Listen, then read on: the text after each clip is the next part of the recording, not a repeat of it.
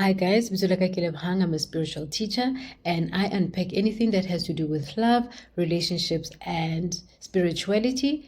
We unpack them in order for us to go back to our authentic selves. According to stats that say 74% of children in South Africa live without their biological fathers, which essentially means these children can either be raised by a single mother or they could be raised by a stepfather.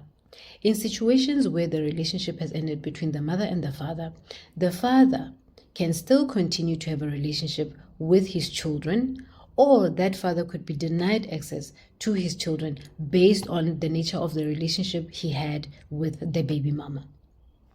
There are many reasons why women would deny access to the father. One of them being that the father could have been toxic, the father could have been abusive, or the father may not necessarily have been a good father figure to the children. And as a result, the mother would want to have that protection, in order for the children to grow in a happy, healthy, non-toxic environment.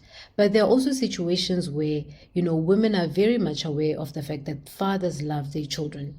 And once that relationship ends, these mothers will want to intentionally punish these men by denying them access to their children.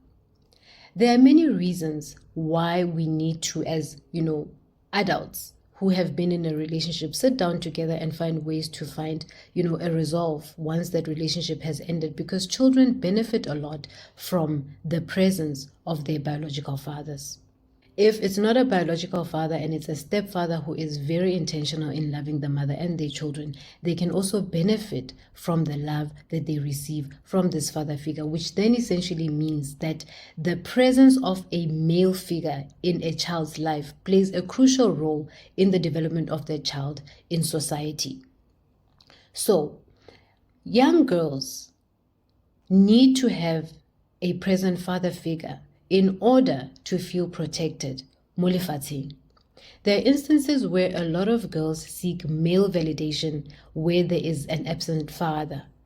Due to that absence, they may seek male validation in different ways, whether it's dating older men who would, resemble a father figure, look after them, take care of them.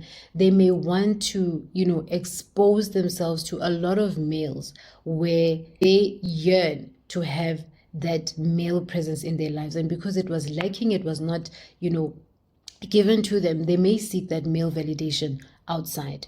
And for young boys who don't grow up with a present father, they may not know how to maneuver or navigate around life where they need to be nourished and where they need to be groomed as young boys on how to become upstanding members of society based on the lessons they learned from their fathers.